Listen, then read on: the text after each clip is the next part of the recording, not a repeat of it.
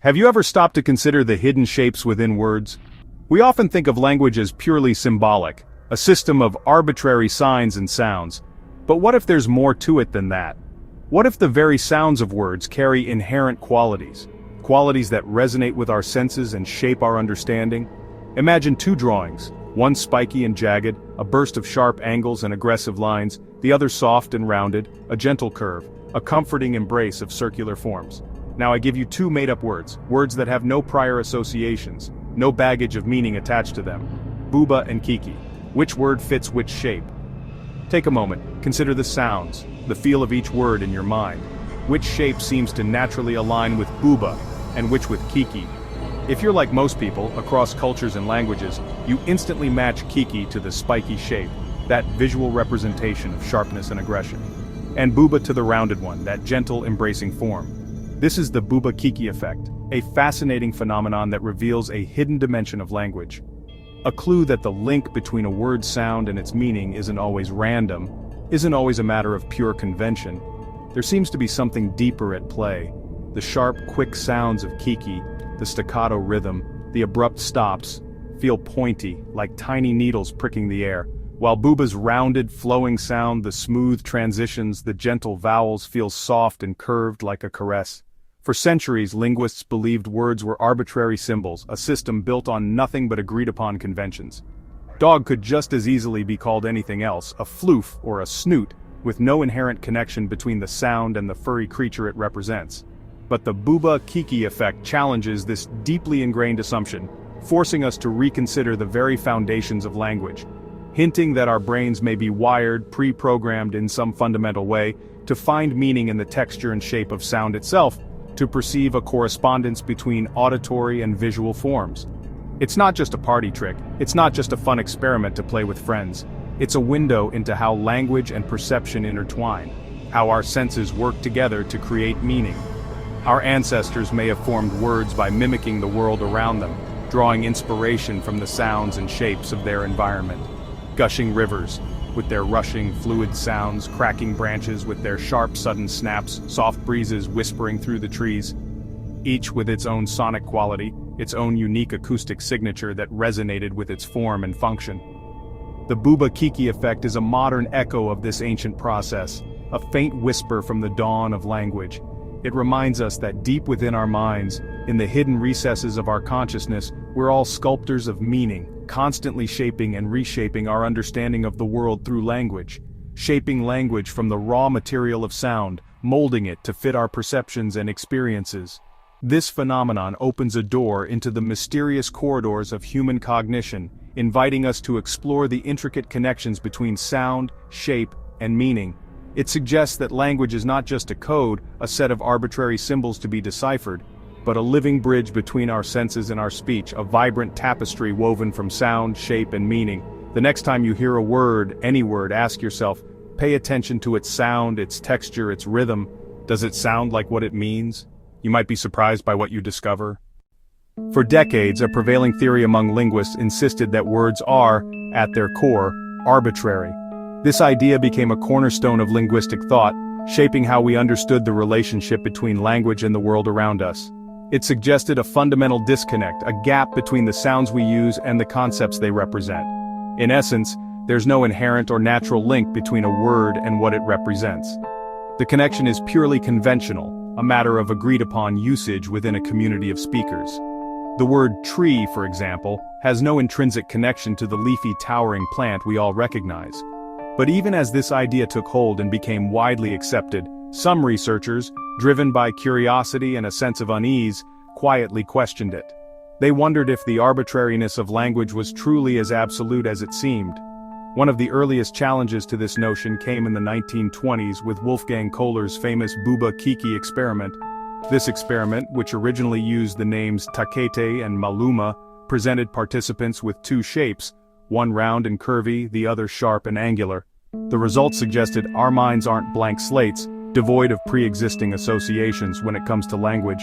Instead, we seem to possess an innate ability to connect certain sounds with specific shapes and concepts. Kohler proposed that certain sounds, by their very nature, evoke particular ideas or feelings, hinting at a deeper connection between sound and meaning than previously acknowledged. This nascent field, exploring the inherent connections between sound and meaning, is now called sound symbolism. Think of words like glimmer, gleam, glow, and glitter. They all relate to light, and interestingly, they all start with GL. Sound symbolism suggests this isn't merely a coincidence, it proposes a more fundamental link. The GL sound, according to this theory, carries a subtle but perceptible hint of meaning, perhaps related to the visual experience of light itself. This idea adds a new and fascinating layer to our understanding of language. It suggests that language isn't just an abstract system of symbols, but is deeply connected to our senses and our embodied experience of the world. Perhaps language may have grown from our primal experiences, rooted in the way we perceive and interact with our environment. In this view, sounds are not just arbitrary labels, but are more like brushstrokes, painting a picture of reality in our minds. The story of language, then, is not just one of convention and agreement, but also one of intuition, feeling, and the inherent human capacity for making connections. Our words in this light are not just abstract symbols, but are attempts to capture the world's rich texture and sensory details with our voices. Sound symbolism therefore reveals a deep and resonant connection between what we perceive through our senses and the sounds we create to describe it, suggesting a form of synesthesia inherent in language itself. Why does Kiki feel spiky? The answer lies in the brain's cross-modal integration. When you hear Kiki, your brain's premotor cortex lights up, as if tracing a jagged shape. Bouba, with its smooth articulation, activates areas linked to roundness. Our brains blend sight, sound, and touch, mapping the feel of a word onto sensory concepts. This is a mild, universal form of synesthesia. Our senses naturally overlap. Across cultures, high-pitched vowels like in Kiki are linked to smallness and sharpness, low vowels like in Bouba to largeness and roundness. When you match a word to a shape, you're tapping into ancient neural wiring. Language is not just heard, it's felt throughout the nervous system. The sound of a word is a full-body experience revealing the secret logic of the mind. Why do villain names like Sauron or Darth Vader sound menacing? Their harsh, guttural sounds prime us to expect darkness and power. Storytellers and marketers use sound symbolism to shape our perceptions. Small cars get light, quick names, trucks get heavy, strong ones. Even baby talk uses high front vowels to sound affectionate and engaging.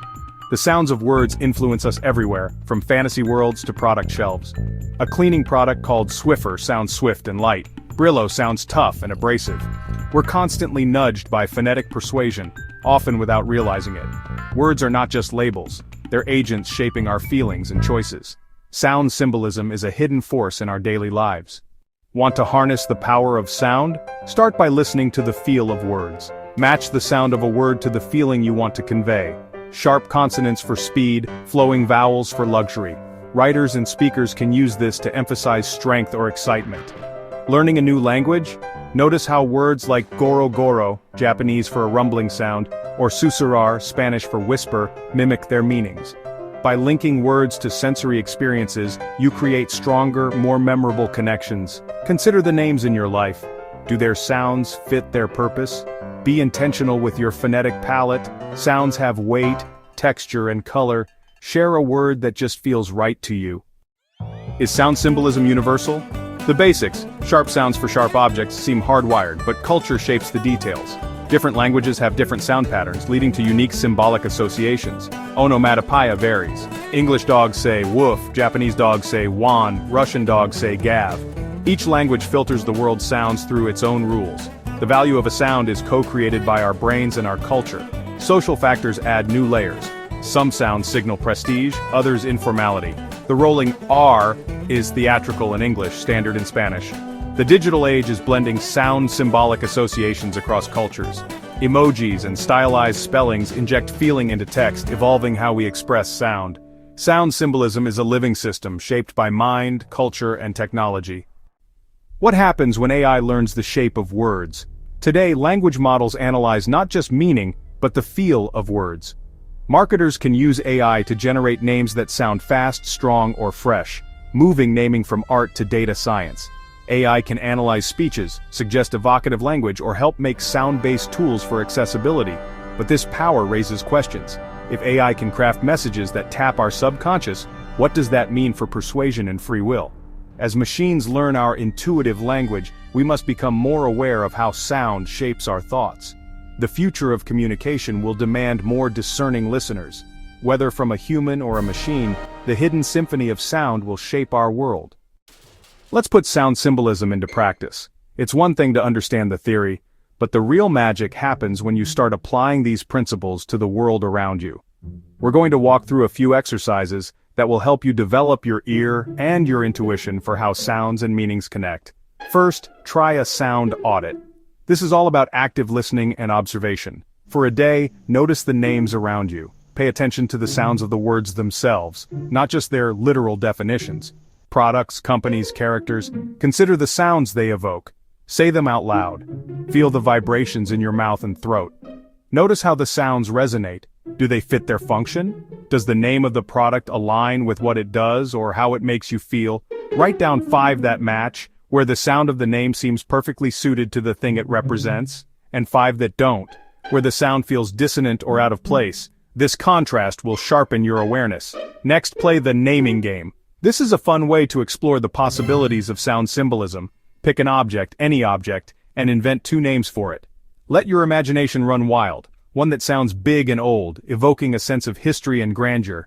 Use low vowels and sonorous consonants to create a feeling of weight and permanence. Think of words like granite or mammoth, and one that sounds small and modern, suggesting sleekness and innovation. Use high vowels and sharp consonants to convey a sense of precision and efficiency. Words like pixel or zipper might come to mind.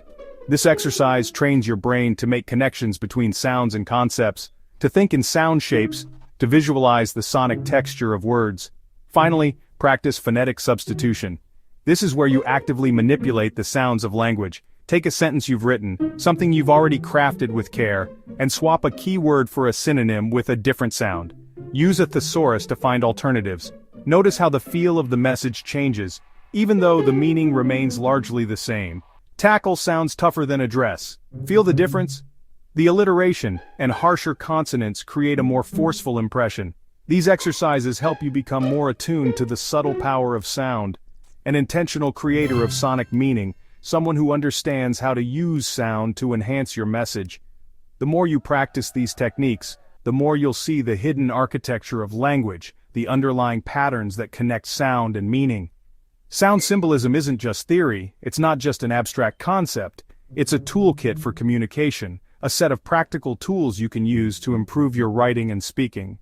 Use it to make your words more memorable and persuasive, to connect with your audience on a deeper level. Experiment, play, and listen closely to the sounds of language. The world of words is richer and more nuanced than you think. There's a whole universe of sonic possibilities waiting to be explored. Start shaping it today, and discover the power of sound symbolism for yourself. We've explored how the sounds of words carry echoes of meaning, shape, and feeling. Sound symbolism is a universal language, connecting our senses and our speech. Neuroscience and AI are revealing its secrets, but the mystery remains. Why does a word sometimes just feel right? That click, that shiver from a line of poetry. It's not just what's said, but how it sounds. Science can illuminate the process, but the magic endures. The bond between sound and meaning is a profound mystery at the heart of language. Join me next time as we journey into the world of synesthesia, where people truly can taste colors and see sounds. Thank you so much for watching until the end. If you found value in this video, please consider subscribing for more content like this. Hit the like button if this was helpful, and share it with someone who might benefit from it. Have questions or suggestions for future videos? Drop them in the comments below. See you in the next one.